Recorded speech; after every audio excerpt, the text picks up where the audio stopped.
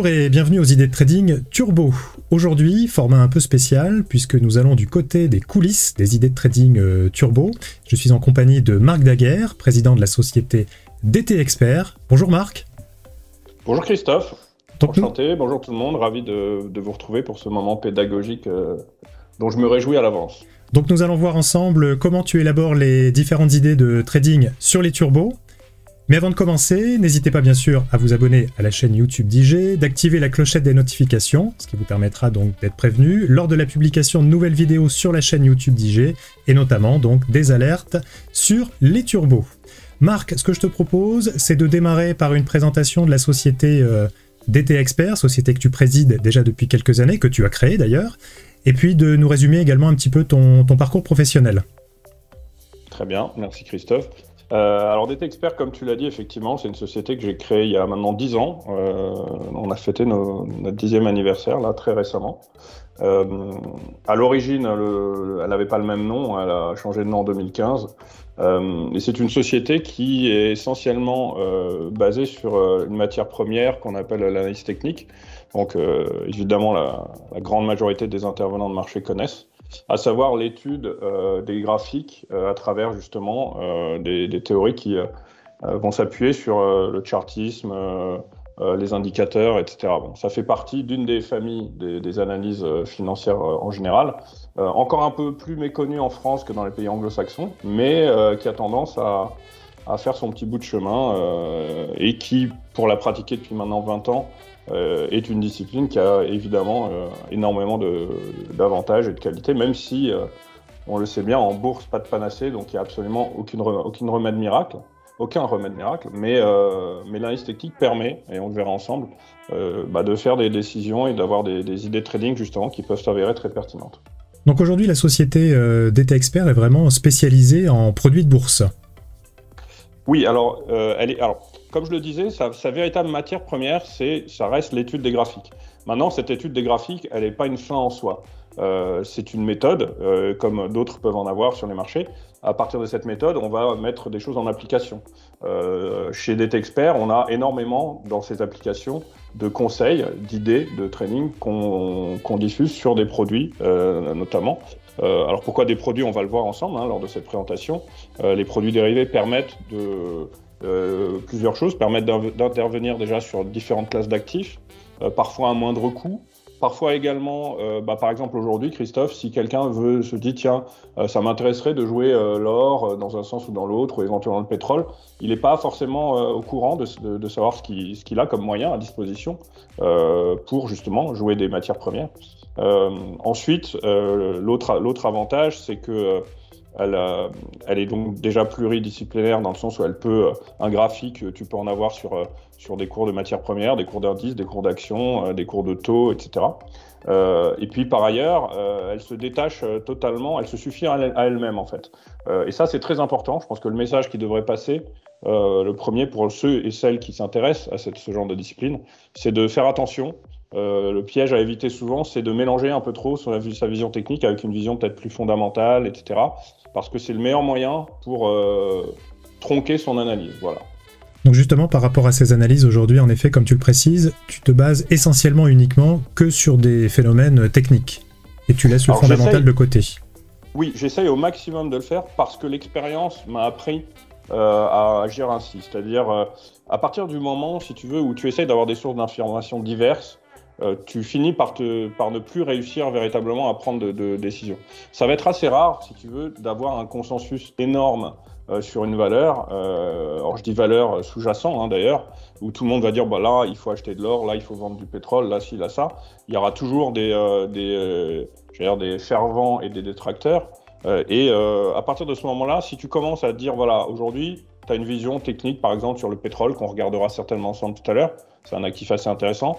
Tu sais qu'il se passe des choses autour de l'OPEP, et puis d'un seul coup, ça te refroidit un peu. Tu dis oui, mais alors je sais pas, si jamais les Émirats Arabes Unis maintiennent leur décision, est-ce que ça pourrait pas créer, etc. Et là, d'un seul coup, tu peux peut-être passer à côté d'une opportunité que ton graphique, lui, t'aurait quand même indiqué. À partir de là, et moi, ayant la chance de vraiment pratiquer l'analyse technique depuis mon origine, c'est-à-dire que j'ai commencé à appréhender l'univers de l'analyse financière à travers l'analyse technique, j'ai compris qu'il fallait que je fasse abstraction au maximum des données que je pouvais avoir qui pourraient venir brouiller un petit peu les pistes. Voilà. Je me souviens par exemple d'une analyse baissière que j'avais faite il y a des années en arrière hein, sur une valeur. J'étais un peu débutant moi dans la partie fonda, donc je connaissais pas très bien. Et mon analyse baissière, je l'avais faite uniquement sur des données graphiques. Et il se trouve que la société, le lendemain ou le surlendemain, avait sorti ce qu'on appelle un profit warning, donc une annonce assez négative qui génère toujours une chute des cours assez violente. Et mes objectifs ont été atteints en 2 jours. Et j'étais effectivement assez satisfait de moi-même, mais ça m'a permis de me dire, bah tu vois, je savais pas moi qu'il allait avoir, bon, et personne ne savait qu'il allait avoir un profit warning, puisque par définition, on ne le sait pas avant que ça arrive. Mais j'étais pas au courant du tout de la santé ou des perspectives de la société d'un point de vue fondamental. J'ai juste vu que mon graphique me disait ça doit baisser et finalement ça a baissé. Voilà. Alors justement par rapport à ça c'est intéressant. Par rapport à ton parcours, comment en es-tu arrivé à l'analyse technique ? Alors moi, je suis, comme je te l'ai dit tout à l'heure, j'ai ce que je considère moi un avantage, d'autres le considéraient peut-être pas comme un avantage, mais je suis vraiment tombé dedans, un peu comme Obélix dans la potion quand il était petit. À savoir, j'ai commencé, je faisais de la finance d'entreprise, hein, c'est-à-dire que je travaillais pas sur la bourse au départ, au tout début de ma carrière. J'ai fait un bref passage dans la finance d'entreprise et à travers des connaissances communes, j'ai quelqu'un qui faisait de l'analyse technique, qui avait un bureau d'analyse technique et qui m'a dit je cherche un analyste. Voilà, ça a démarré comme ça. Je lui ai dit, écoute, moi, la bourse, je connais pas bien. Il me dit, bah, c'est pas grave, si tu as envie d'apprendre, on apprendra ensemble. Et je dis banco, et il m'a formé tout de suite à l'analyse technique. À savoir, c'était quelqu'un qui avait quand même pas mal de bouteilles dans le domaine. L'un de ses collaborateurs qui m'a formé était un véritable passionné. Et il m'a transmis vraiment cette passion, ce flambeau de façon assez intéressante, puisque très vite, effectivement, je suis tombé dedans et j'ai commencé à manger du graphique, comme on dit dans notre métier, régulièrement. Et puis à force de manger du graphique, j'ai fini par me familiariser avec cette vision des marchés qu'on peut avoir aujourd'hui. Ok.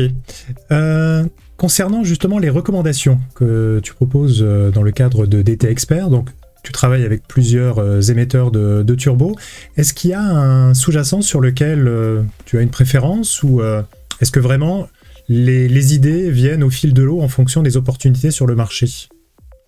Alors, je vais te répondre en 2 temps. La réponse est évidente, c'est les idées viennent au fil de l'eau en fonction des configurations graphiques que peuvent nous offrir certains sous-jacents. L'avantage, encore une fois, je le redis, mais là, ça rejoint exactement la pertinence de ta question, à savoir, on a suffisamment aujourd'hui de sous-jacents à disposition pour se permettre d'avoir toujours sur l'un d'entre eux, 2 d'entre eux, 3 éventuellement d'entre eux, des configurations techniques qui vont nous sembler intéressantes. Et ce qui va générer nos prises de décision, ça va être essentiellement ces déclenchements d'alerte techniques. Après, je pense que c'est le cas de la plupart des traders en général. On a parfois des sous-jacents, des actifs qui nous réussissent en fait un petit peu, et d'autres sur lesquels on se dit ah bah zut, ma bête noire, c'est voilà, ça peut être, je sais pas, pour quelqu'un ça peut être le DAX, ça peut être, je sais pas, une valeur comme Orange. D'autres vont dire ah, mais moi le Dow Jones j'arrive pas. Bon, voilà. Moi en l'occurrence, effectivement, ça fait quand même 20 ans que je travaille sur la bourse, donc j'ai parcouru l'ensemble des sous-jacents assez régulièrement. Mais par exemple, c'est vrai que sur l'or, j'ai souvent une bonne vision. Voilà.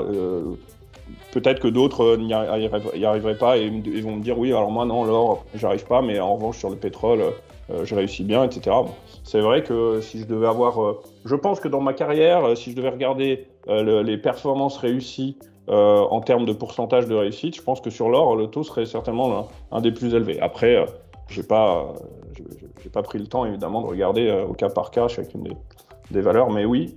Donc tu es un spécialiste on peut dire un spécialiste de l'or. C'est ça, je suis le spécialiste de l'or. Si vous avez la moindre question sur l'or, je suis devenu incontournable.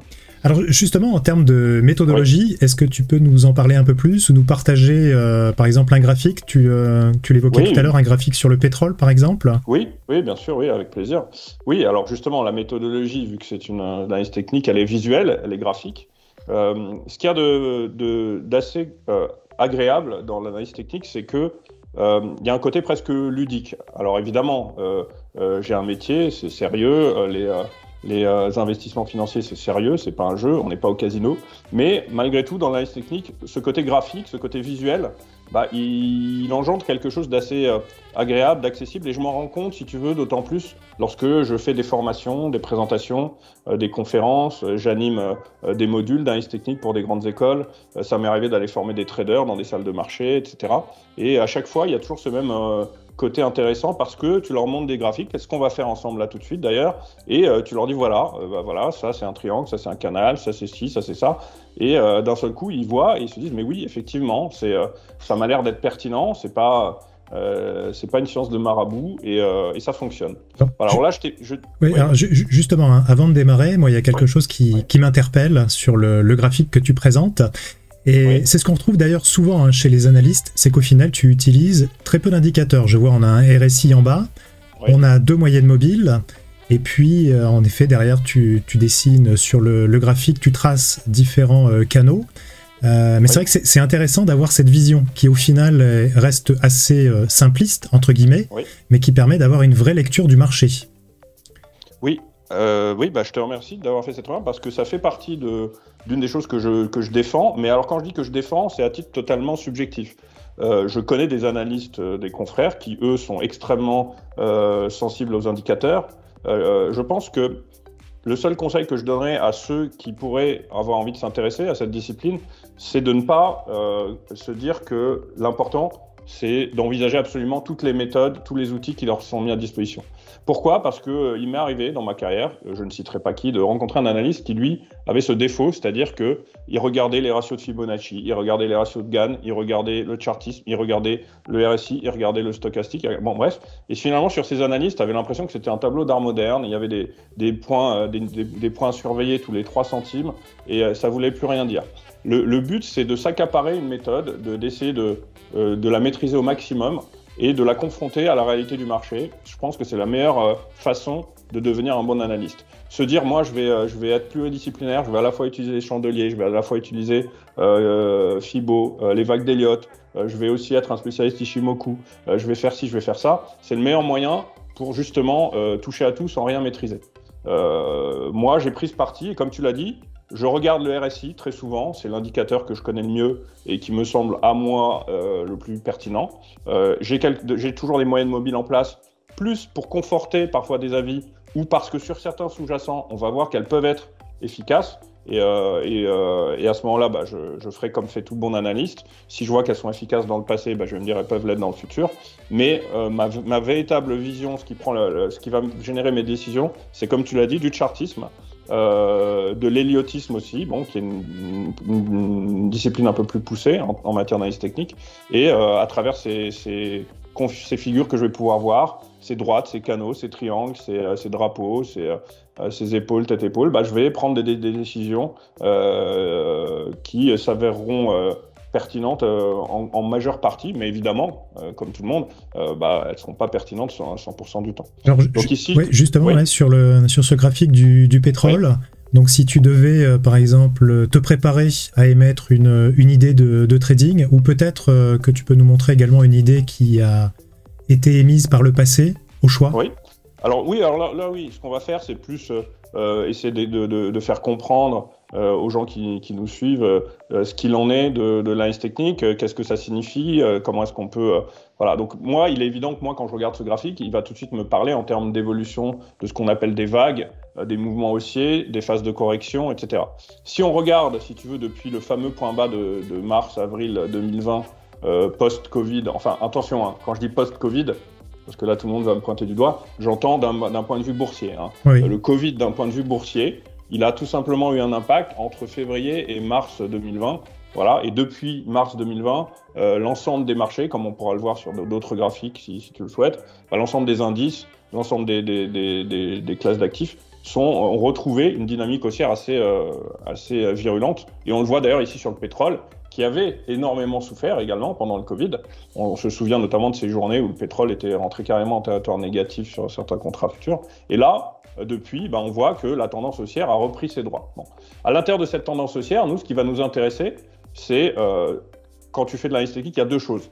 Soit tu vas être dans la tendance. Donc quand tu es dans la tendance, ce qui va t'intéresser, c'est de savoir quel est encore le potentiel cette tendance, à savoir là, je suis dans une tendance haussière, je me retrouve par exemple ici en mai 2020, est-ce qu'il y a encore un potentiel intéressant? Qu'est-ce qui va générer mon potentiel? Et puis, profiter des phases de consolidation qui vont être des phases de consolidation qu'on va envisager comme étant uniquement de ce qu'on appelle des phases de temporisation, c'est-à-dire pas des phases qui vont engendrer un retournement de marché. Et là, on le voit très bien, de là à là, le pétrole monte et on voit que, comme on l'a dessiné par des configurations graphiques assez intéressantes qu'on va analyser, on voit que le pétrole, parfois, respire un petit peu. Il ne monte pas en ligne droite permanente.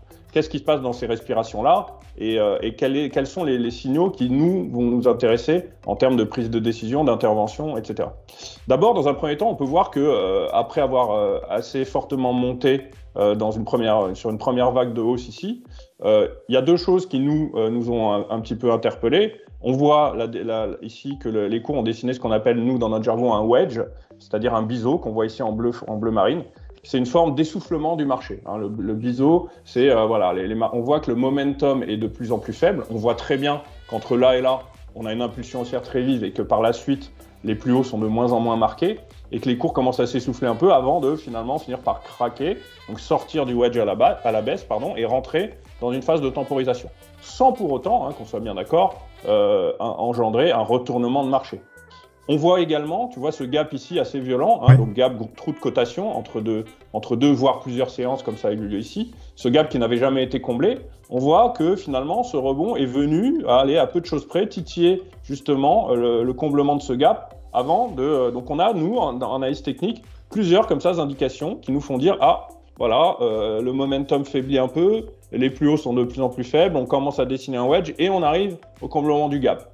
Donc à partir de là, on peut se dire, si quelqu'un était en position sur le pétrole, on aurait très bien pu lui dire, là, je pense que ce serait pas mal de prendre quelques bénéfices. Par la suite, le pétrole est rentré dans une phase de consolidation. Cette phase de consolidation, pour nous, encore une fois, elle a été assez facilement identifiable et plutôt agréable, on va dire, à gérer, puisque elle s'est faite dans ce qu'on appelle un drapeau, c'est-à-dire entre deux bornes parallèles légèrement inclinées. Donc tu vois encore une fois l'analyse technique de façon très pragmatique. Tu imagines un drapeau, donc là tu as le mât de ton drapeau, et puis après, tu dessines le drapeau à l'intérieur duquel tu vas venir consolider, sans pour autant inverser ta tendance de fond.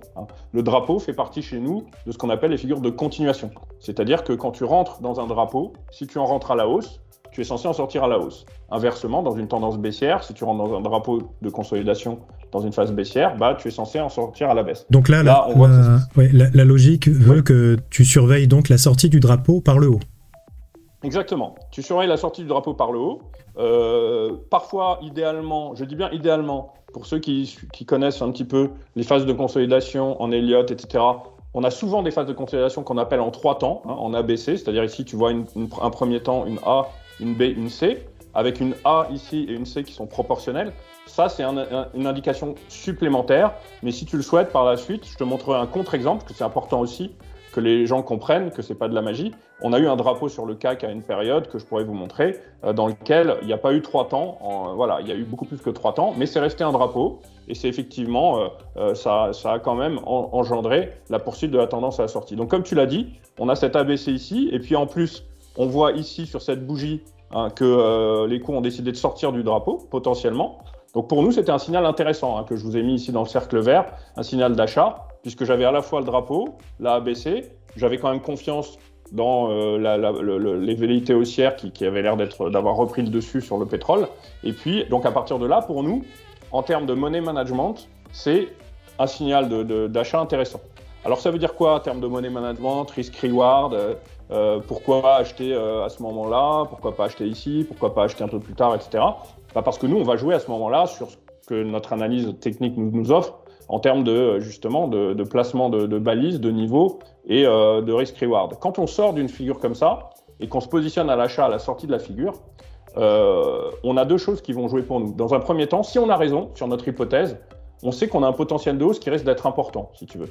Parce que les calculs d'objectifs de sortie de drapeau, on peut les avoir à la fois en reportant justement l'écart que tu as entre les deux bornes de ton drapeau à la sortie du drapeau. Tu peux également parfois, même si certains pourront me dire, mais ça paraît ahurissant, mais reporter le mât du drapeau sur la base de la prochaine vague de hausse. Autrement dit, si tu reportes l'amplitude de hausse que tu avais là sur ce point bas-là bah, tu es censé aussi pouvoir avoir des objectifs de sortie de drapeau, etc. Bon. Donc ça, pour nous, c'est un premier signal. Mais en plus, on a de façon assez identifiable, parce que parfois les gens se disent, voilà, moi j'arrive à avoir une idée directionnelle, mais où est-ce que je mets mon stop? À partir de quand j'estime que mon idée n'est pas forcément bonne?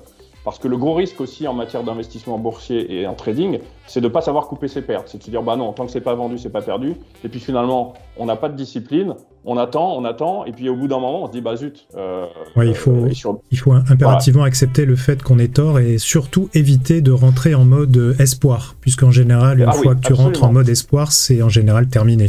Il faut éviter absolument, comme tu as dit, le syndrome, ce que j'appelle le syndrome du joueur, c'est-à-dire celui qui va à un moment au casino, qui avait gagné un moment 500 € pour démarrer, et qui finalement, après, enchaîne les pertes. Et comme il a dans sa tête le fait qu'il ait gagné 500 € à un moment, il se dit, bah, je partirai pas tant que j'ai pas retrouvé mes 500 €. Et puis finalement, il peut se retrouver à poil de 5000 € parce qu'il voulait récupérer ses 500 €. Et ça, en bourse, c'est la même chose. Il faut absolument, alors comme tu l'as dit, accepter d'avoir tort, je dirais plutôt accepter de suivre son plan. Parce que tu peux parfois avoir un stop qui est déclenché sans te rendre compte que par la suite, tu as eu forcément tort. C'est simplement que la correction a duré un peu plus. Mais nous, comme on gère au jour le jour et qu'on ne fait pas du trading de la veille, bah, tu ne peux pas savoir au moment où ton stop est atteint que finalement, peut-être que 3 jours après, ça va quand même repartir. Oui, je dirais que ça fait partie des aléas boursiers. En effet, on ne peut pas avoir raison tout le temps, même si sur le long terme... En effet, par rapport à l'ouverture de ta position, tu avais raison, mais si le marché, sur un moment de volatilité un peu plus fort, est venu taper ton stop, eh bien, je dirais tant pis, et puis on passe à autre chose. Oui, exactement, c'est tout à fait ça, c'est ce qu'il faut faire.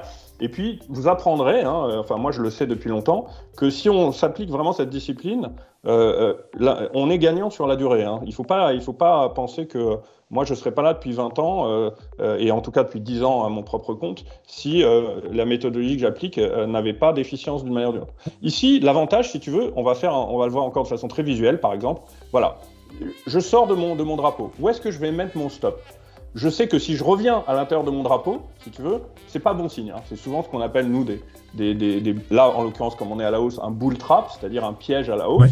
Ouais. Et revenir à l'intérieur de mon drapeau serait pas bon. Alors attention, quand on dit revenir à l'intérieur, qu'on soit bien d'accord, on a souvent des phénomènes de ce qu'on appelle de pullback, c'est-à-dire des cours qui viennent retester justement le haut du drapeau avant de rebondir et de repartir. Bon, là, on n'a pas eu un pullback, à part le lendemain, si tu veux vraiment. Tu vois que le lendemain, si on veut être très précis, cette bougie est venue sortir du drapeau et le lendemain, la bougie suivante est venue s'appuyer sur le plus bas, vraiment sur la bande du drapeau. Mais c'est un petit pullback. Après, tu pouvais très bien avoir cette consolidation qui serait revenue jusqu'ici, par exemple, au niveau des moments mobiles avant de repartir. Ça n'a pas été le cas. Mais pourquoi je dis ça ? Parce qu'il ne faut pas mettre son stop sur le bas du drapeau. Puisqu'au contraire, c'est le niveau clé qui peut être testé. Donc ça serait dommage. En revanche, il faut le mettre un peu plus bas, en disant à partir de quand j'estime que je suis vraiment revenu dans mon drapeau, et puis tu mettras ton stop à peu près sur ce niveau-là. Donc en gros, si je te le mets d'un point de vue visuel, voilà, c'est ce que je fais souvent quand je fais des présentations avec les gens que je forme. Moi, je leur dis, voilà, votre risque, il est là, d'accord ? Vous achetez à la sortie du drapeau à peu près ici, et encore là, j'ai été un peu large, j'aurais pu le faire un tout petit peu plus étroit vers le haut, parce que j'ai acheté à peu près ici, voilà. J'ai acheté là, et puis je vais mettre mon stop à peu près ici, voilà. Donc mon risque, si tu veux, il est à peu près ici, voilà. Et en échange, que me dit la sortie de mon drapeau ? Elle me dit que je vais avoir, même en prenant, si tu veux, au bas mot 61,8%, c'est-à-dire un des premiers ratios de Fibo de la hausse que tu avais avant de rentrer dans le drapeau, tu sais que ton reward, en gros, il va être au moins, pardon, je vais pas appuyer sur le bon bouton, voilà, ton reward, il va être au moins ici, c'est-à-dire en gros, voilà, au bas mot, à l'œil nu, je vais avoir un reward qui va être au moins jusqu'ici. Donc en fait, si tu veux, là, en comparaison, je vois que le risque est quand même minime par rapport au reward que je peux attendre. Donc pour moi, ça ne veut pas dire que je vais avoir raison. Après, on voit que les cours nous ont donné raison, mais ça veut dire que ma stratégie, elle est pertinente. Voilà, je coupe si je rentre dans mon stop, voilà, j'ai perdu ça. En revanche, si j'ai raison, bah, j'ai un objectif de gain, un espoir de gain qui va être quand même largement au-dessus de ce que j'ai encouru comme risque. En effet, ça, c'est ouais. Oui. Pardon, ouais, j'allais dire en effet, pour résumer, de toute façon, quoi qu'il arrive, dès lors où tu publies une idée de trading, le plan est déjà déterminé à l'avance, c'est-à-dire on sait combien on est prêt à perdre et on sait combien on veut gagner sur cette position. Oui. On sait où on veut aller. Absolument. C'est la clé. C'est la clé du sérieux dans la discipline, à savoir, tu rentres, c'est comme un plan de vol, tu as ton plan de trading, tu dis voilà, moi je rentre à tel niveau, j'ai des objectifs qui vont être à tel et tel niveau, et mon stop d'invalidité, je vais le mettre à tel niveau. Et je vais suivre mon plan de trading. Alors évidemment, après, on le verra, ce qu'il peut y avoir comme avantage aussi dans le trading, c'est que si finalement tu rentres ici sur le pétrole et que tu vois que le pétrole commence à monter, eh ben, qu'est-ce que tu vas faire? Il est évident que ton stop que tu avais mis ici au départ, tu vas intelligemment le relever au fur et à mesure que tu avances en positif sur ta ligne. Il est évident que le jour où le pétrole se trouve là, tu vas avoir deux options. Tu vas dire, bon écoute, je regarde mon portefeuille, bon, je vois que j'ai gagné 50% sur le turbo, ça me suffit largement, je prends mes bénéfices et j'oublie ce qui se passe par la suite. Ou alors... ouais, pardon Marc, de t'interrompre. Ouais. Alors justement, là, ce que tu viens de dire est très intéressant parce que, en plus des plans de trading que tu proposes également des plans de sortie régulièrement. C'est-à-dire qu'en effet, comme tu disais, si à un moment tu juges que la position a bien gagné ou éventuellement a peut-être un peu trop perdu, là aussi tu donnes des recommandations pour sortir de la position. Absolument. Parce que, en fait, si tu veux, j'allais dire l'image de notre marque de fabrique, on n'est pas forcément les seuls, mais ce qu'on fait quand même de façon assez pointue, c'est que on gère notre service de conseil, c'est un service de conseil qu'on appelle clé en main. Tu vas avoir des gens qui vont te proposer des conseils d'achat en disant bah voilà, on peut trouver sur des sites régulièrement des idées de trading en disant bah, aujourd'hui un tel, voilà, je ne vais pas citer mes confrères, mais qu'importe, vous conseille de vous positionner sur un call sur le CAC 40 avec voilà, telle barrière, etc. Bon. Et après, il te conseille juste ça et puis il te laisse dans la nature. Nous, c'est pas le cas. On te prend la main, on te dit ce qu'on achète, on suit la position, on la rentre dans notre portefeuille en même temps que toi. Donc sur la plateforme DJ, ça tu le sais très bien, tu l'as montré dans de nombreux webinaires, bah, on rentre sa position, nous on la suit en réel et on dit à quel moment on décide de la sortir. Voilà. Et également, ça peut nous arriver de décider de mettre un stop, par exemple, de sécurité. Imagine que tu sois rentré là, par exemple, sur le pétrole et que là, ton pétrole soit arrivé à plus 50%. Tu te dis, bon, ok, je suis à plus 50% sur le turbo, qu'on soit bien d'accord. Ça me semble être un gain vraiment intéressant. Mais pour autant, j'ai envie de me donner une chance de jouer encore la hausse parce que mon objectif, finalement, idéal, il est plus haut. À ce moment-là, j'ai pas forcément envie de me dire que je suis à plus 50%, ça serait idiot de sortir à négatif ou à 0%. Donc tu vas mettre ton stop, par exemple, tu vas dire bah, je veux sécuriser 20% par exemple sur les 50. Donc tu vas regarder, grâce au pricer qui est disponible aussi sur votre site, bah, tu vas dire voilà, moi pour que je sois à 20% sur cette ligne, il faut que mon turbo touche tel niveau. Et là, tu vas mettre un stop de sécurité sur le niveau en question. Ça veut dire que quoi qu'il arrive, tu es sûr de gagner au moins 20% sur cette ligne, mais tu te donnes en même temps la chance de la voir passer de 50 à 60, 70, voire 80%. Oui, c'est-à-dire que même si tu conseilles de sortir une position, rien ne m'oblige éventuellement, moi, à sortir la position. Mais en effet, comme tu viens de le dire, je peux tout à fait conserver cette position et placer un stop pour sécuriser une partie des gains déjà réalisés, en tout cas des gains déjà acquis. Absolument. Là, si tu veux, tu as aussi plusieurs écoles.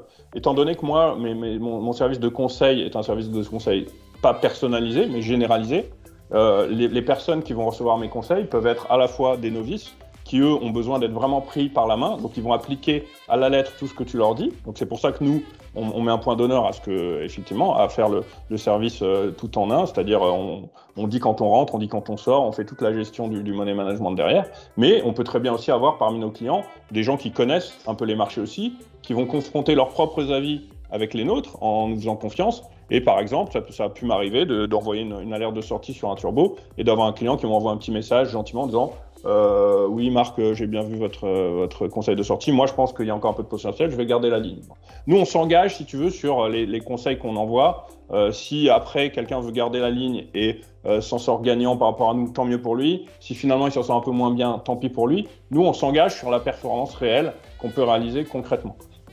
Et puis il y a aussi autre chose, et tu le sais bien, il y a des gens encore un peu plus aguerris qui vont se dire, et ce qu'on peut faire aussi de temps en temps, c'est se dire bon là je suis à plus 50%, allez je revends la moitié de ma ligne par exemple, donc j'ai la moitié de ma ligne qui est revendue à plus 50, et puis je vais voir sur l'autre moitié, je vais me donner une chance de passer de plus 50 à plus 70. Bon, là tu vas avoir plusieurs options, soit effectivement tu passes de plus 50 à plus 70 et tu vends l'autre moitié de ta ligne, donc en gros tu vas avoir un PRU qui va être entre les plus 50 et plus 70 puisque tu as fait 50-50, bon. Ou alors finalement tu t'es trompé et le cours repart à la baisse et puis tu sors à plus 30. donc ton PRU sera entre plus 30 et plus 50, ou alors finalement tu te rends compte qu'au bout d'un moment ça stagne, ça baisse un peu, ça remonte, et puis tu n'as pas envie de garder ta ligne trop longtemps et tu te dis bon allez, et là tu la revends la deuxième partie à 50, etc. Ouais. Là tu peux moduler, hein, c'est ce qu'on appelle de la gestion, tu peux te dire si tu as une conviction forte par exemple, et que tu te dis il y a de fortes chances que le pétrole continue de monter, tu peux par exemple vendre 20% de ta ligne pour sécuriser une petite partie de ton capital et te dire je gagne 80% parce que j'ai une conviction forte. Si inversement tu te dis bon là quand même je suis à plus 50 et je suis pas très loin de mes objectifs, j'ai une conviction un peu plus faible, tu peux par exemple vendre 80% de ta ligne et garder 20%. C'est modulable si tu veux. Oui, bien sûr. Après, chacun est libre de choisir sa manière de gérer. Et justement, à l'inverse, si la position donc part dans le mauvais sens, là aussi sur les turbos, tu n'attends pas que la barrière de désactivation soit atteinte. Régulièrement, tu publies là aussi des recommandations de sortie, de position, justement à partir du moment où tu considères que le marché en effet part sur la mauvaise pente et a peu de chances de revenir dans le bon sens. Oui, alors le propre du turbo, tout le turbo est défini par, comme tu le dis, sa barrière désactivante. C'est ce qui va à la fois engendrer son prix, son effet de levier, le risque que tu cours aussi en investissant sur ce produit, parce que plus tu vas prendre une barrière proche de ton cours, plus ton risque va être grand, mais en même temps, plus ton potentiel de gain va être important. Nous, on évite de se faire désactiver, comme on le dit. Ça a pu nous arriver dans notre vie en 10 ans de conseil, même plus. Tu peux avoir de temps en temps des désactivations. Maintenant, les choses à savoir, c'est premièrement, sur un turbo, tu ne vas jamais perdre plus que ton capital investi au départ. Si tu te dis, par exemple, j'ai 1000 € sur mon turbo, j'ai mis 1000 € sur ce turbo, je sais que je peux perdre mes 1000 € si je me fais désactiver. C'est vraiment dans le pire des cas. En revanche, je ne perdrai jamais plus de 1000 € et je n'ai pas quelqu'un qui va venir derrière me dire écoutez, voilà, votre cours a baissé de 200%. On n'a pas d'appel de marge sur le turbo. Il n'y a pas d'appel de marge sur ce produit-là, effectivement.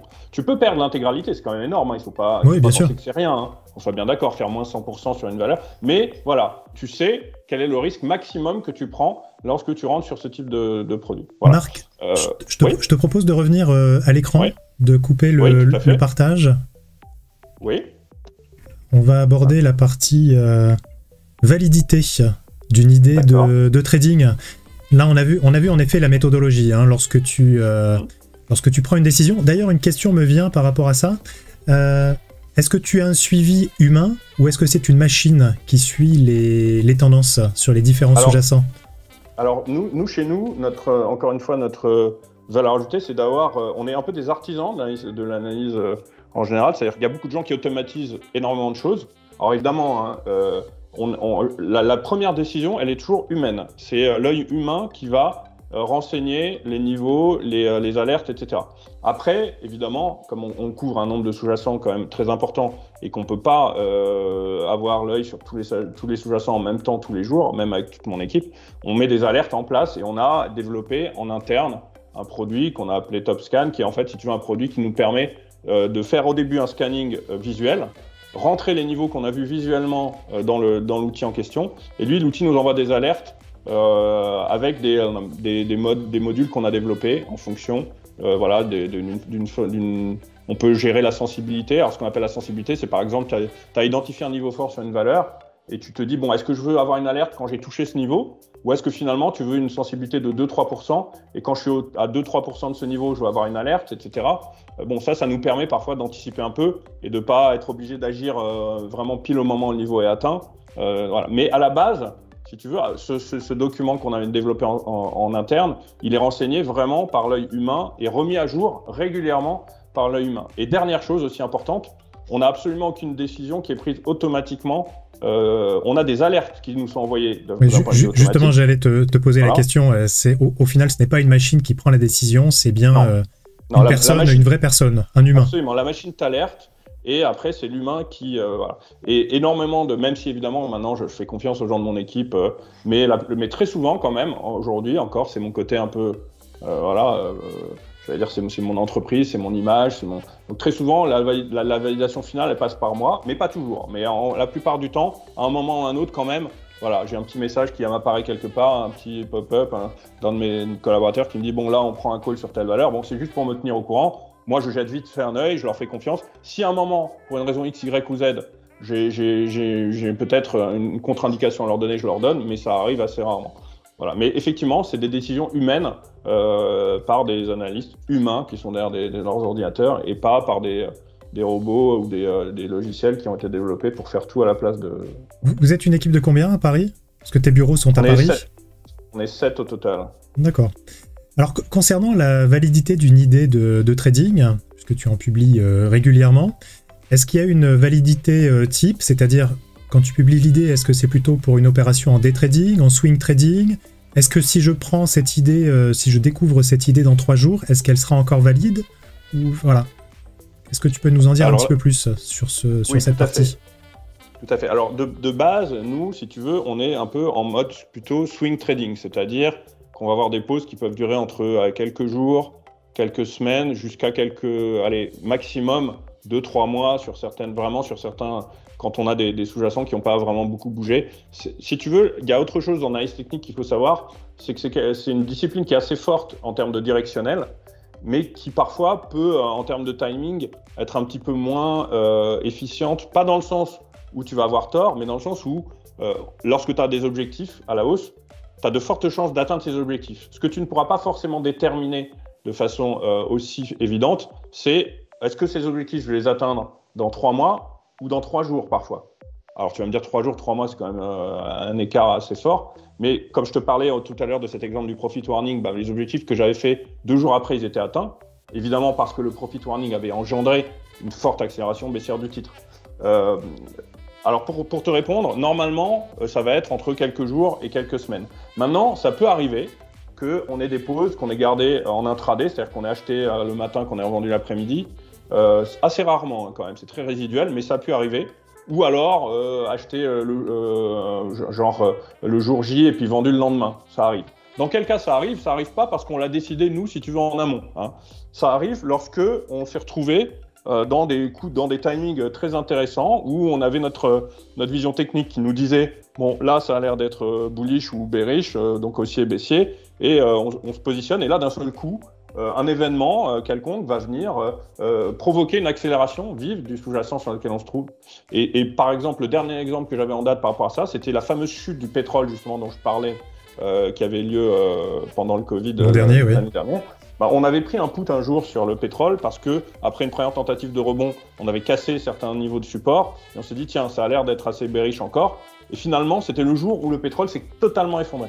Donc en une journée, on a eu 90% de gains, c'est-à-dire on avait pris la pause le soir, la veille vers la fin de journée, et puis le lendemain matin, à l'ouverture, on était déjà à plus 90. Là, il est évident qu'on s'est dit, bon, plus 90 en un jour, même si ça peut devenir plus 150 tout à l'heure, ça vaut pas le coup dans un marché aussi aléatoire, volatile, sur lequel une moindre news peut faire engendrer un rebond de 10%. Voilà, on a pris nos gains. Honnêtement, on les a pris à 90, et c'est vrai que si on les avait tenus, ils étaient passés après virtuellement à 150, mais c'est pas grave. 90, c'était très bien en une journée, et ça nous a suffi. Et ils sont peut-être passés à 150, mais ils auraient peut-être pu passer à plus 60 aussi. Et voilà, c'est exactement qu'on disait tout à l'heure quand tu disais, il faut, à partir du moment où tu décides de sortir, soit en gain, soit en perte, tu oublies et tu te dis, tu t'amuses pas après à dire ah mince, je suis sorti, j'aurais pas dû, ou ouais, j'ai bien fait de sortir, on est parti dans l'autre sens. C'est pas grave. Voilà. Comme l'a dit Edmond Rothschild, il a dit j'ai fait ma fortune en vendant toujours trop tôt. Voilà, si quelqu'un comme lui est capable de te faire passer un message comme ça, il est évident qu'on vendra forcément toujours un peu trop tôt. C'est rare les gens qui arrivent à vendre pile le top. Ça nous arrive de temps en temps et on est bien content quand ça nous arrive. Mais voilà, le but c'est d'avoir une discipline en face de soi et de suivre cette discipline pour rester le plus sérieux possible et pour finir par gagner de l'argent et pas par jouer à la roulette. Bien sûr. Donc Marc, pour rebondir juste sur ce sujet, j'ai 2 questions. La première, c'est est-ce que vous êtes plutôt bullish ou plutôt bearish? C'est-à-dire, est-ce que vous donnez plutôt des recommandations haussières ou plutôt baissières? Ou un peu des deux au final? Alors, pour répondre à cette première question, déjà, il ne faut pas oublier le fameux adage, tu sais Christophe, qui dit « The trend is your friend », à savoir, c'est très dangereux dans un marché d'aller contre tendance. J'ai connu beaucoup de gens qui ont essayé, par exemple, tu te retrouves dans un marché haussier, et les gens vont être là, ils vont se dire, moi j'ai envie de ce qu'on appelle de shorter le top. Hein. C'est-à-dire, je veux arriver et rentrer baissier au moment où on va être en haut du marché. Et inversement, dans un marché baissier, ceux qui essaient d'acheter le bottom aussi, en se disant non, là ça baisse, et bon, tu auras toujours beaucoup plus à gagner à suivre la tendance qu'à essayer de jouer la contre-tendance. Bon. Même si, évidemment, de temps en temps, et ça c'est le propre d'analyse technique, tu vas pouvoir envisager ce qu'on appelle des figures de retournement qui vont te donner peut-être une indication, tiens, là c'est peut-être le moment de retourner ta veste. Maintenant, les deux choses sur lesquelles je voudrais insister sont les suivantes. Lorsque tu joues une tendance, j'entends souvent des gens dire « mais attends, c'est pas possible, c'est très haut. Le marché est très haut, ça va forcément se retourner. » Ça, c'est quelque chose qu'il faut oublier. Aujourd'hui, c'est absolument plus valable. Je sais très bien que si tu avais dit à certaines personnes que le Nasdaq prendrait 45% sur 2020, ils t'auraient tous dit « mais n'importe quoi, c'est beaucoup trop haut. » Voir, je sais pas, Hermès, Kering, Apple à certains niveaux et dire que tu as des objectifs qui vont être encore 30% au-dessus, les gens vont dire pareil. Non, il faut oublier ça, c'est absolument une erreur à éviter.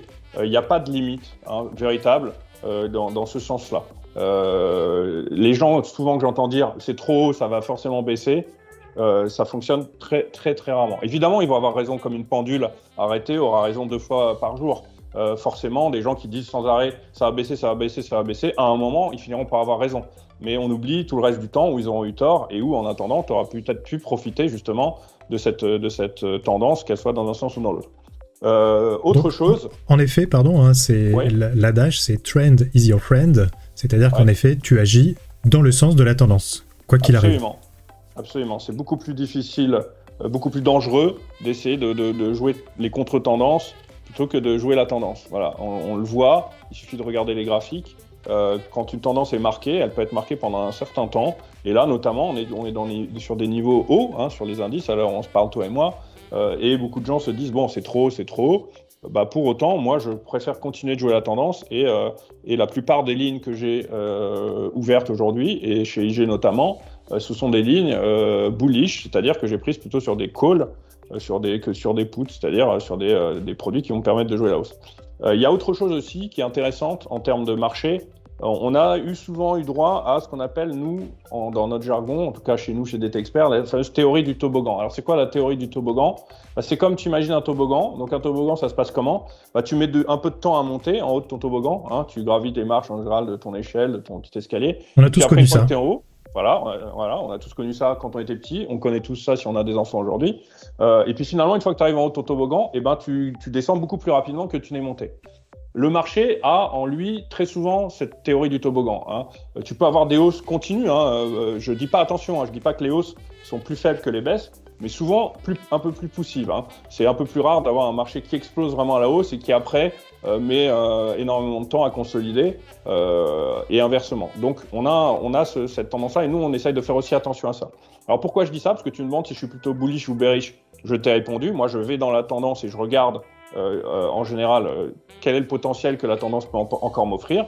Lorsque je sens que je rentre dans une consolidation et qu'elle devient un peu importante, ça peut m'arriver de me mettre à l'écart parce que je ne sais pas si elle va donner suite à une reprise de ma tendance ou au contraire un inversement de tendance. Et j'attends, en fonction des balises que mon analyse technique va me donner, de savoir à quel moment je vais revenir sur le marché parce que je vais avoir un directionnel un peu plus clair. Maintenant, l'avantage des produits, tels que les produits qu'on dit optionnels, c'est-à-dire qu'on peut prendre en bull ou en long ou en short, comme les turbos, c'est qu'ils nous permettent à la fois de répliquer la hausse d'un sous-jacent, tout comme de manière tout à fait symétrique, répliquer la baisse. Et donc, un autre avantage de ces produits, c'est qu'on peut tout à fait s'en sortir extrêmement bien dans des marchés baissiers. Voilà, pour être très sincère, avec toute l'aspect peut-être déontologiquement un peu plus, qui peut être un petit peu plus délicat, puisqu'on a tendance à dire que c'est un peu dommage de pouvoir gagner de l'argent dans des marchés baissiers, puisque des marchés baissiers impliquent une économie qui ne va pas forcément bien, et toi, tu en profites quand même. Bon, on n'est pas là pour faire des débats déontologiques. Il faut aussi savoir une chose, tiens, j'en profite pour être avec toi pour en parler. Beaucoup de gens ont cette vision de la finance un peu obscure, occulte, où on dit oui, alors les traders gagnent de l'argent sur mon dos. Il faut savoir que depuis les années 2000, la plupart, une grande majorité des traders qui gagnent de l'argent le font sur le dos de traders qui en perdent. D'accord ? Il y a plus d'intervenants, y compris institutionnels, sur la bourse depuis les années 2000. Il y a plus de perdants que de gagnants globalement. C'est pour ça qu'il faut faire attention, que c'est quelque chose qu'il faut appréhender avec avec un minimum de prudence, parce que c'est un véritable métier.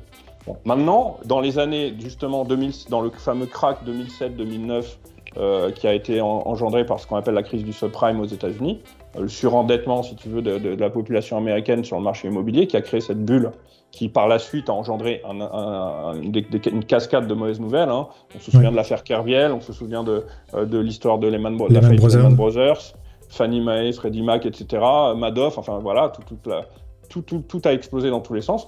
Bon, pour autant, quand tu es, comme je l'étais moi, sur les marchés à ce moment-là, et que tu gères des portefeuilles, et que tu te positionnes sur des shorts, tu gagnes de l'argent, et tu gagnes même de l'argent facilement, en fait, puisque là, le marché était dans un directionnel très clair. Hein. On n'avait pas peur que ça remonte, hein. Au contraire, on savait que ça allait baisser, et on était juste en train de se dire, bon, ça baisse, on joue la baisse. Effectivement, les rebonds intermédiaires étaient très vifs, hein, je me souviens de journées où tu avais un CAC qui pouvait clôturer à plus 17%, et où les bancaires, par exemple, clôturaient BNP, Société Générale, ça, autour de plus 25% sur une journée. Hein. Je ne te parle pas d'un produit, je te parle de la valeur elle-même.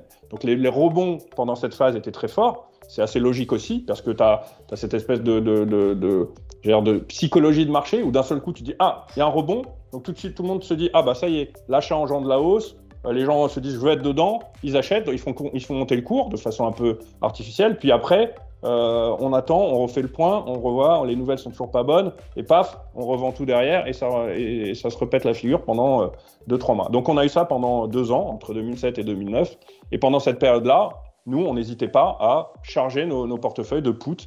Et je peux te dire qu'à l'époque, j'avais ce qu'on appelle des spreadsheets, c'est-à-dire j'avais mon CAC 40 comme ça à la clôture avec toutes les valeurs du CAC. J'avais des spreadsheets qui étaient rouge vif, dans lesquels la meilleure valeur parfois prenait moins 2,60. Tu étais sur le podium du CAC 40, pas sur le podium des baisses. Hein. Tu étais le champion du CAC parce que tu avais fait moins 2,60 pendant que d'autres valeurs faisaient moins 8, moins 9, moins 7, etc. Donc là, c'était vraiment, si tu veux, en gros, assez facile comme gestion pour nous à l'époque. Donc ça aussi, il faut l'avoir en tête. Les gens parfois me disent « Mais qu'est-ce que tu fais quand ça baisse ?» Je joue la baisse. Et avec peut-être même un petit peu plus, j'allais dire, de sérénité que quand tu joues la hausse. Quand tu joues la hausse, tu as toujours ce petit syndrome de dire « Bon, voilà, je suis dans le train il monte depuis un moment. Zut, moi, je vais arriver dans le train au moment où justement, il va repartir dans l'autre sens. » Bon. Alors que quand tu es dans la baisse, souvent, tu as quand même une confiance un peu plus vive. Voilà. Justement, c'est important de le préciser, hein, c'est-à-dire que les idées de trading turbo sont aussi bien dans un marché haussier que dans un marché baissier, parce que parfois, on a également des investisseurs qui vont être très à l'aise sur un marché haussier et complètement frileux sur un marché baissier, comme tu le disais très justement, où on a ces phénomènes d'accélération baissière, hein, ce fameux phénomène du toboggan, où en effet tu peux avoir une chute extrêmement brutale par rapport à une hausse parfois un peu poussive ou qui prend du temps, ou cette hausse en forme d'escalier, où la descente en revanche elle est très vertigineuse. Absolument, oui, tout à fait. Alors j'avais une autre question tout à l'heure par rapport également à l'activité aujourd'hui de DT Expert, c'était concernant les performances. Est-ce que tu as des statistiques concernant les performances sur les recommandations que tu donnes ? Alors, oui, bien sûr, évidemment. En général, heureusement que je suis un peu au courant des performances que j'ai dans ma boîte. Alors, je vais te répondre de la façon la plus transparente possible. On a, nous, sur la durée, depuis l'existence du service, on a des performances qui sont positives en permanence. C'est-à-dire que on n'a jamais perdu de l'argent sur la durée. Alors, quand je dis sur la durée, c'est que, évidemment, il y a des phases pendant un mois, par exemple, on va pas avoir une bonne main, on va avoir des lignes perdantes, etc. Mais si tu regardes de point de vue lissé, année après année, depuis les 10 ans que le service existe, on n'a pas eu une seule année négative. Déjà, ça, c'est une première chose à savoir. Là, si tu veux, j'ai fait, justement, comme je savais qu'on allait faire cette présentation ensemble, on fait, nous, des idées de trading avec vous, IG. Donc, pour IG, depuis quelques mois maintenant, hein, on a commencé courant mars de cette année.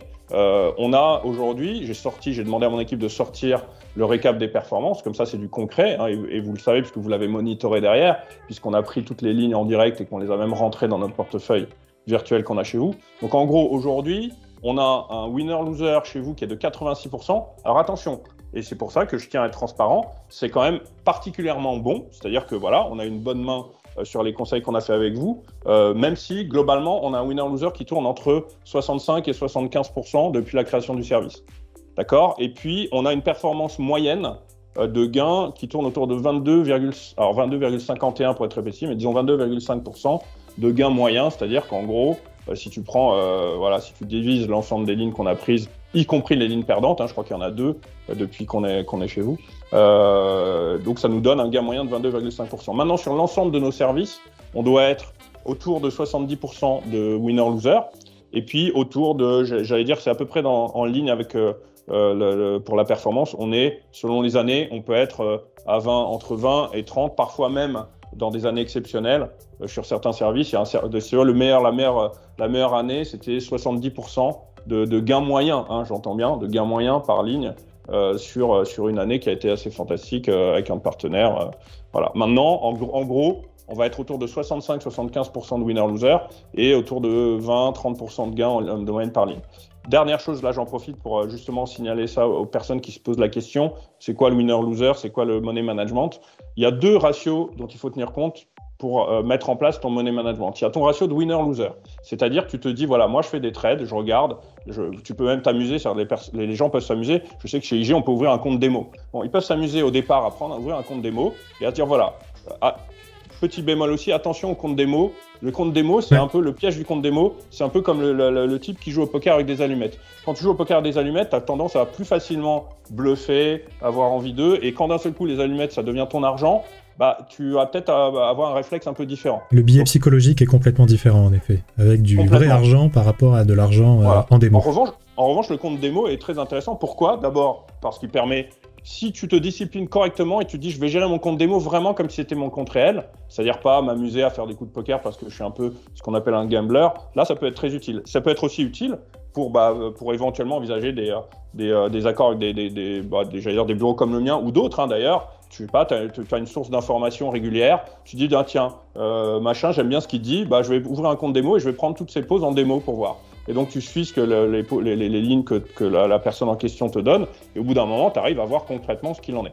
Donc nous, effectivement, on a donc la possibilité que tu as d'avoir ce compte démo te permet de pouvoir essayer de jauger un petit peu quel est ton winner-loser, à savoir, je sais pas, par exemple, sur 10 conseils que j'ai fait ou sur 10 idées que j'ai eues, moi, personnellement, Jérôme, Fabrice, Luc, Marie, etc., j'ai eu raison 7 fois sur 10. Bon, ça, c'est le premier ratio. Le deuxième ratio, c'est ton risk-reward.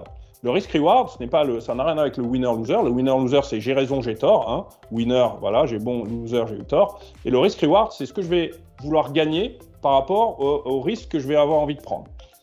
C'est vraiment le cumul de ces 2 ratios qui va te donner ton money management. Je m'explique. Quelqu'un qui est très bon en winner-loser, c'est le cas chez nous. On a un winner-loser qui est très bon. Il peut se permettre d'avoir un risk-reward neutre, si tu veux. C'est-à-dire, en gros, je peux me dire, je gagne 2, je perds 2 à chaque fois, mais j'ai raison 70% du temps. Résultat des courses, au bout de l'année, je suis gagnant. Inversement, quelqu'un qui est un winner-loser moyen, qui se dit, j'ai pas de chance en directionnel, j'ai l'impression d'avoir raison 1 fois sur 2. En revanche, je sais pas, j'ai un super risk-reward. Quand je mets mes objectifs et mes stops, quand j'ai raison, je gagne 10, et quand j'ai tort, je perds 2. Bon, là, tu as un ratio risk-reward qui va être supérieur à 2. À partir du moment où elle est supérieure à 2, tu rentres dans une phase où tu peux te permettre d'avoir un winner-loser qui va être un petit peu plus minime, voire neutre. Bon. Si évidemment, le Graal, c'est d'avoir un bon winner-loser et un très bon risk-reward, et là, tu es le roi du pétrole. Bon. Et puis évidemment, le pire, c'est d'avoir un mauvais winner-loser et un mauvais risk-reward. Bon. Mais en gros, si tu arrives à jauger un peu ces 2 ratios, tu peux arriver à te dire, voilà, nous on sait qu'on a un bon winner-loser. C'est pourquoi, de temps en temps, tu verras sur nos lignes, voilà, des moins 20, moins 30, moins 40%, parce qu'on sait que sur la durée, on va avoir raison beaucoup plus souvent qu'on aura tort. En revanche, quelqu'un d'autre va se dire, non, moi j'ai raison 1 fois sur 2, mais à chaque fois que j'ai raison, je gagne 10, et puis quand j'ai tort, je perds 3, et finalement, au bout du compte, je suis gagnant. C'est vrai que la gestion de position, la gestion des gains et des pertes est primordiale dans le trading, et notamment sur les turbos, qui sont des produits à effet de levier, où en effet, les gains peuvent être rapides, mais les pertes peuvent être aussi rapides. Donc justement, le fait d'avoir un money management strict sur chacune des positions est vraiment, je dirais, primordial et la clé du succès. Oui, sur les turbos, tu peux prendre ou perdre 30% en l'espace d'1 minute. Donc ça, il faut le savoir. Ça peut être en effet extrêmement rapide. Voilà, donc il faut faire attention à ça. Rester extrêmement vigilant. Marc, pour terminer, on peut te retrouver donc sur le site DT Expert, c'est bien cela? Oui, voilà, sur dtexpert.com. Évidemment, on a, comme tout le monde aujourd'hui, on a un compte Instagram, une page Facebook, un Twitter, Mais on nous trouve facilement hein, sur Google en tapant DT Expert. On a la chance d'apparaître dans les premières pages, effectivement. Donc tu proposes plusieurs services, plusieurs niveaux de services Oui. donc de recommandations, dont un service sur les Turbo 24. D'ailleurs, Oui, pour les Turbo 24, nous tournons en général. Hein, lorsque tu publies une vidéo, lorsque tu publies, une recommandation sur un Turbo 24, nous tournons une vidéo dessus que nous publions donc directement sur la chaîne YouTube d'IG. Pour ça, je vous disais tout à l'heure qu'il est important de vous abonner à la chaîne et d'activer la clochette des notifications. Pour terminer, l'actualité, Marc, pour l'année à venir chez DT Expert. Alors chez DT Expert ou sur les marchés? Chez DT Expert, Un peu les deux. Alors chez DT Expert, c'est de continuer ce qu'on fait depuis toujours, c'est-à-dire d'essayer de continuer de croître. Plus vous nous rejoindrez, plus effectivement on rentrera dans ce cercle vertueux, hein, c'est-à-dire plus on sera nombreux, plus on va générer de volume justement pour les émetteurs, pour IG, pour tous les. Plus derrière, il y aura une sorte de cercle vertueux. C'est également de monter en puissance également avec vous, puisqu'on sait que vous allez bientôt émettre des produits sur des actions, donc on attend ça chez nous avec impatience. C'est-à-dire agrandir l'envergure des actifs sur lesquels on va pouvoir intervenir. Continuer de développer aussi l'international, puisqu'évidemment, on distribue aussi ce genre de services maintenant dans d'autres pays que la France.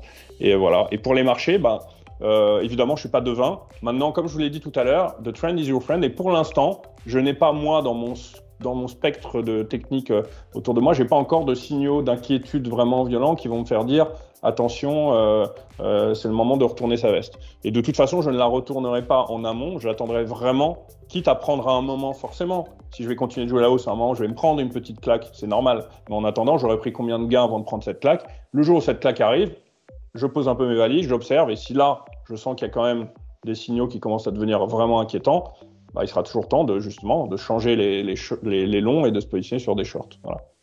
Eh bien Marc, merci beaucoup pour ton temps, pour cette interview. C'était très intéressant, très instructif. On se donne rendez-vous pour une prochaine idée de trading turbo très bientôt, Marc. Avec plaisir. Nous ferons donc une vidéo qui sera disponible bien sûr sur la chaîne YouTube d'IG. À très bientôt. Merci Christophe. Merci Marc. Au revoir. Au revoir.